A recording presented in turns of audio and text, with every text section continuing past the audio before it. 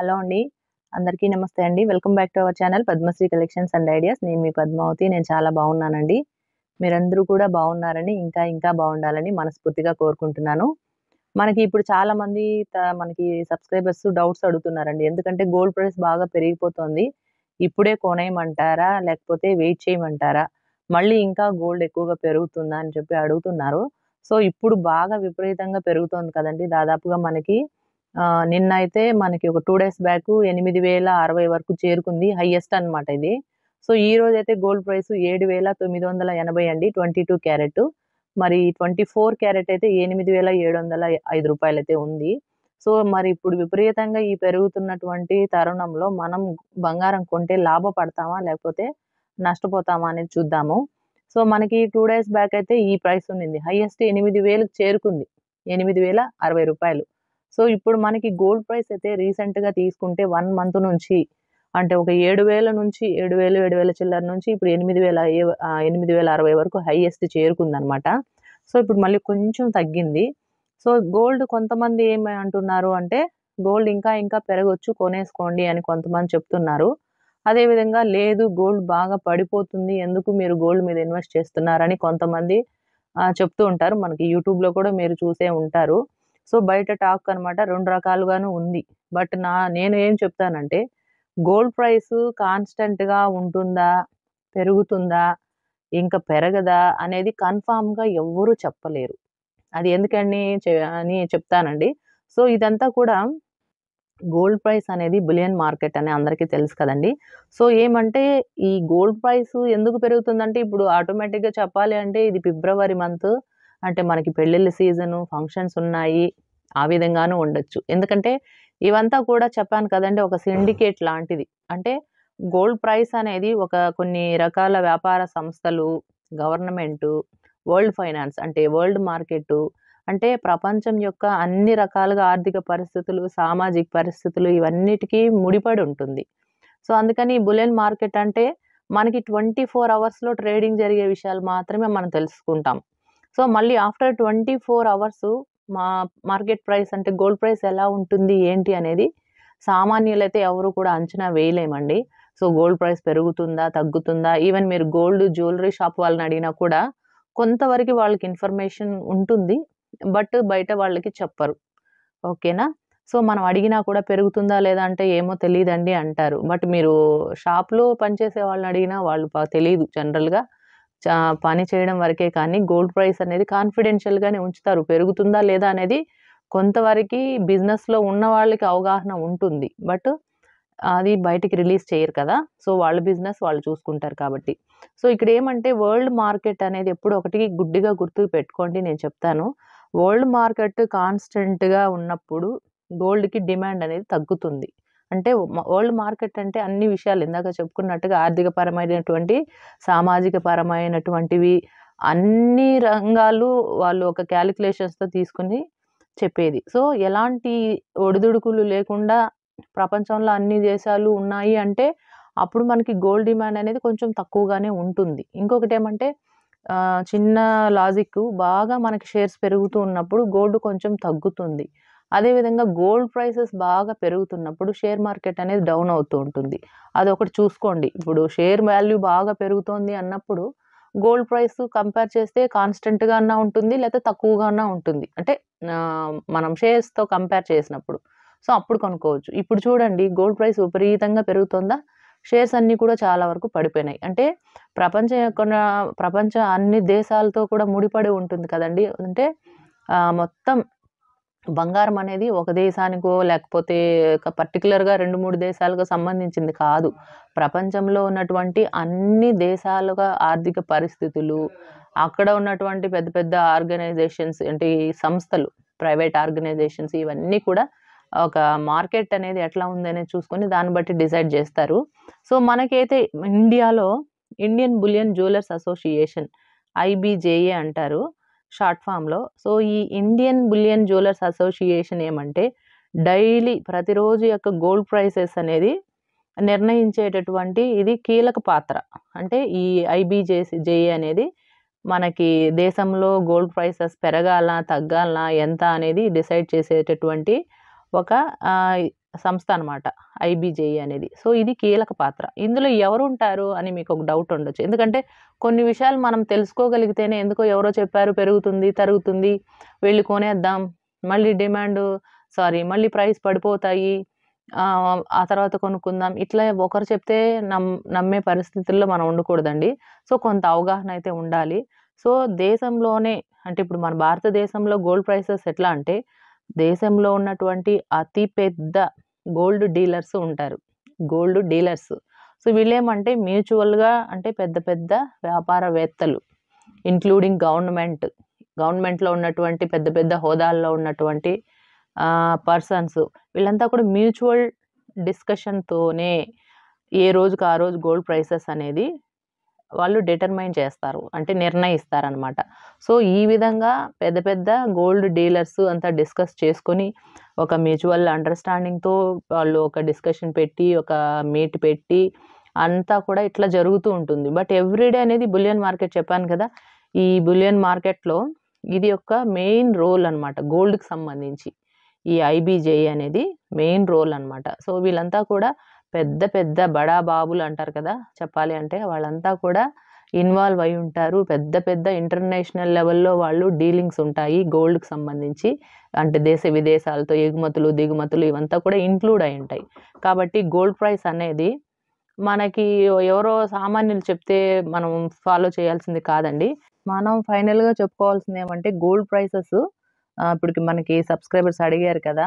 కాబట్టి నేను చెప్పేదేమంటే మనకి ఈ అన్ని దేశాలు కావచ్చు, ముఖ్యమైన పెద్ద పెద్ద దేశాలు, ముఖ్యంగా మనం ఆర్థిక లావాదేవీలు జరిపేటటువంటి దేశాల్లో ఏదైనా అవకతవకలు ఉండిందనుకోండి, అప్పుడు గోల్డ్ ప్రైసెస్ అనేది ఎక్కువగా ఉంటుంది. షేర్స్ పడిపోతూ ఉంటాయి.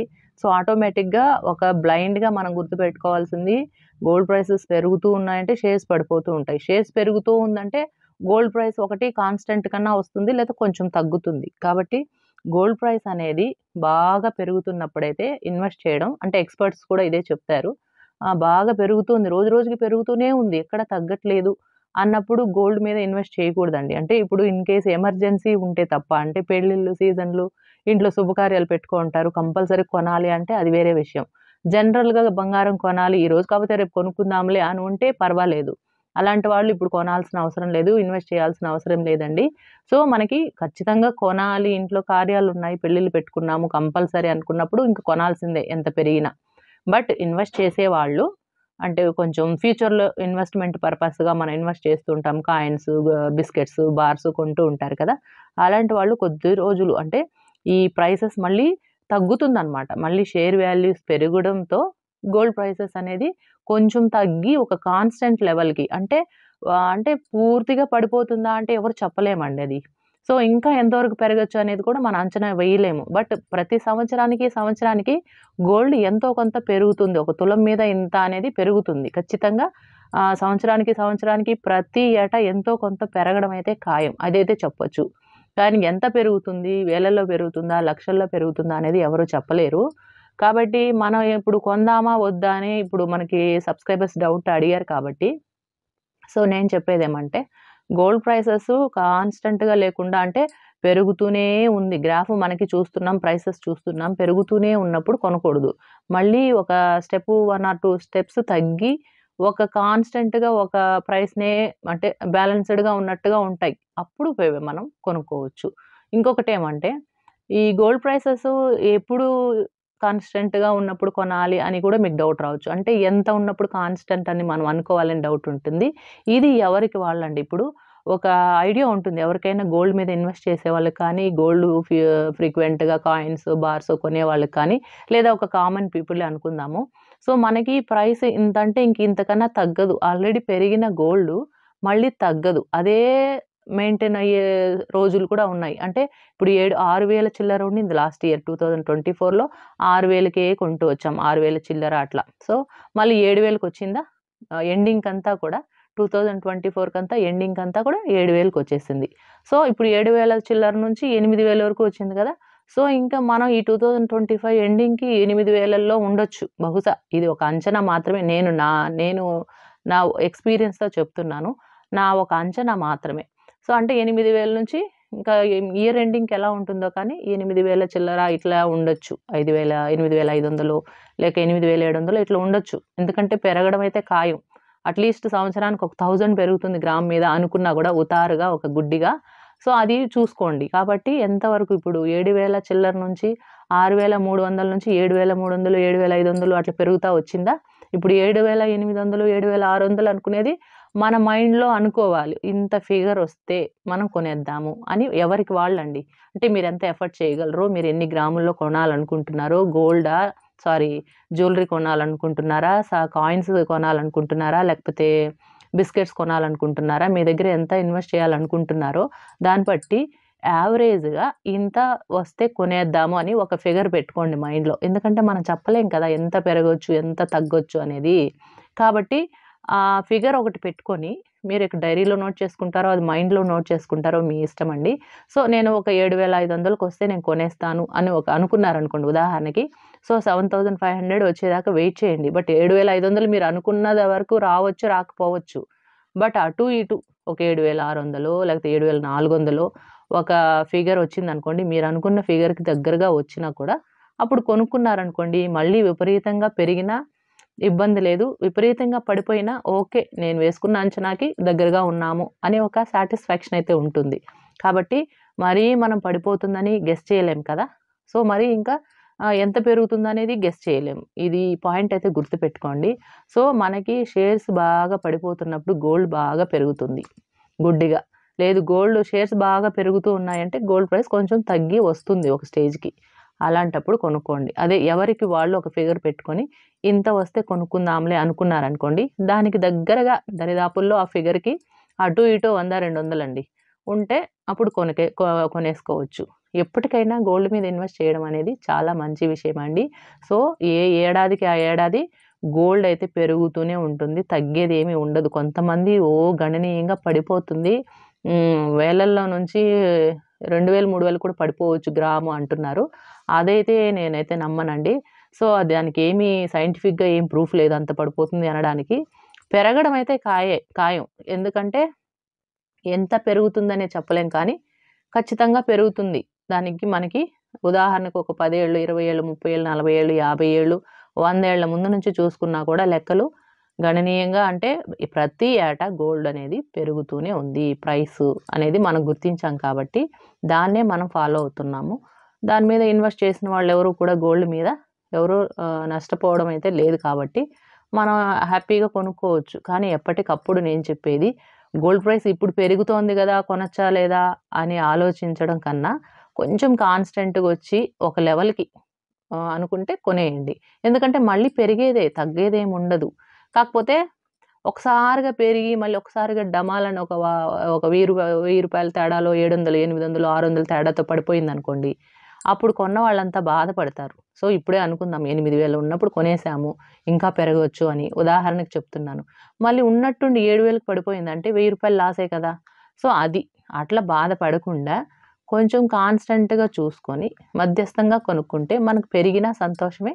తగ్గినా పెద్దగా మనకి ఇబ్బందుండదు. సో, అందుకని మిడిల్ క్లాస్ వాళ్ళు, బిలో మిడిల్ క్లాస్ వాళ్ళు ఇట్లా పెరుగుతున్న దశలో కొనకూడదు అని నేను మీకు లాస్ట్ వీడియోస్‌లో కూడా చెప్పున్నాను.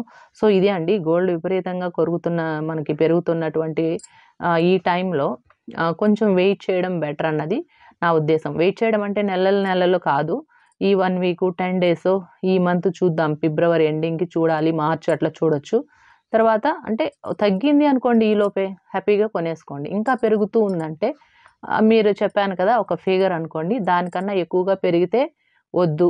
దీనికన్నా ఈ రేంజ్‌కొస్తే కొందాం అనేది ఎవరికి వాళ్ళు జస్టిస్ చేసుకోండి. దాన్ని బట్టి మీరు కొనుక్కోండి. సో, కొంచెం జ్యువెల్లరీ కొనుక్కునే వాళ్ళు మాత్రం ఆలోచించి కొనండి. ఎందుకంటే మళ్ళీ వీఏ చార్జెస్ అవి ఇవి ఉంటాయి కదా! ఎక్కువగా నష్టపోకుండా సో, కొంచెం ఆచితూచి కొనుక్కోండి. కాయిన్స్ అనేది చిన్నా చితకా 1, 2 గ్రాముల్లో కాయిన్స్ కొనే వాళ్ళకేమి ఇబ్బంది లేదండి. కొనేసుకోవచ్చు. భారీగా నష్టమేమి ఉండదు. మనం పెద్దగా వీఏ కూడా ఒక 2% ఆర్ 3% పే చేస్తాం కాబట్టి. సో, చూడండి మీకు ఓకే. ఈ ప్రైస్ కన్నా ఇంకా ఎక్కువ పెరగొచ్చు అని మీకనిపిస్తే ఫైనల్ ఆప్షన్ చాయిస్ అనేది మీదే అండి. జస్ట్ నేను మీకు ఒక వివరణ కొంత క్లారిటీ ఇస్తే బావుంటుందని ఈ వీడియో చేస్తున్నాను. సో, ఈ వీడియో మీకు ఎంతవరకు అర్థమయ్యేలాగా చెప్పానో లేదో నాకు కూడా తెలీదు. ఎందుకంటే గోల్డ్‌కి సంబంధించి ఎవరు పర్టిక్యులర్‌గా చెప్పలేరండి. సో, అదంతా ఎక్స్‌పర్ట్స్ దాని మీద ఎప్పుడు అనలైజ్ చేసేవాళ్ళు. చెప్పాను కదా! బులియన్ మార్కెట్, వరల్డ్ మార్కెట్, పెద్ద పెద్ద బిజినెస్ అసోసియేషన్స్, బిజినెస్ ఆర్గనైజేషన్స్, వ్యక్తులు పెద్ద పెద్ద వాళ్ళంతా కూడా నిర్ణయించేటటువంటి విషయం అనమాట. కాబట్టి మీరు ఫైనల్‌గా ఆలోచించుకొని అవసరమైతే అర్జెంట్ అనుకుంటే కొనుక్కోవచ్చు. ఓకేనా? ఇన్వెస్ట్‌మెంట్ పర్పస్‌గా అంటే కొంచెం వెయిట్ చేద్దాము. దాన్ని బట్టి కొంచెం తగ్గినప్పుడే మనం నిర్ణయం తీసుకొని కొనుక్కోవచ్చు. ఓకేనా? ఈ వీడియో మీకు యూజ్‌ఫుల్ అనే అనుకుంటున్నానండి. తప్పకుండా లైక్ చేయండి. అందరికి తెలుసుకుంటే మంచిది కదా! తెలియని విషయాలు ఏదైనా కూడా తెలుసుకోవడం మంచిది. అది మీరు ప్రశ్నల రూపంలో కామెంట్స్‌లో అడిగితే నాకు హ్యాపీనే అండి. ఎందుకంటే తెలీదు కాబట్టే కదా అడుగుతారు. సో, నాకు తెలిసిన నాలెడ్జు ఇంకొంచెం తెలుసుకొని మీకు వివరిస్తాననమాట. సో, అందరికీ యూజ్‌ఫుల్ అనుకుంటే తప్పకుండా లైక్ చేయండి. ఎవరికైనా యూజ్ అవుతుందంటే షేర్ కూడా చేయండి వాట్సాప్ త్రో. సో, కొత్తగా ఎవరైనా ఈరోజే మన ఛానల్ చూస్తుంటే మాత్రం రకరకాల కంటెంట్స్ ఉన్నాయండి. Middle class and below middle class లేడీస్‌కి. కాబట్టి చూడండి. యూజ్‌ఫుల్‌గా ఉంది ఛానల్. ఇలాంటి ఒక ఛానల్ మనకు యూజ్ ఉంటుంది అనుకుంటే తప్పకుండా సబ్స్క్రైబ్ చేసుకొని రోజు ఫాలో చేయండి. మరొక మంచి వీడియోతో మళ్ళీ కలుసుకుంటాను. Thank you. బాయ్ అండి. Have a nice day.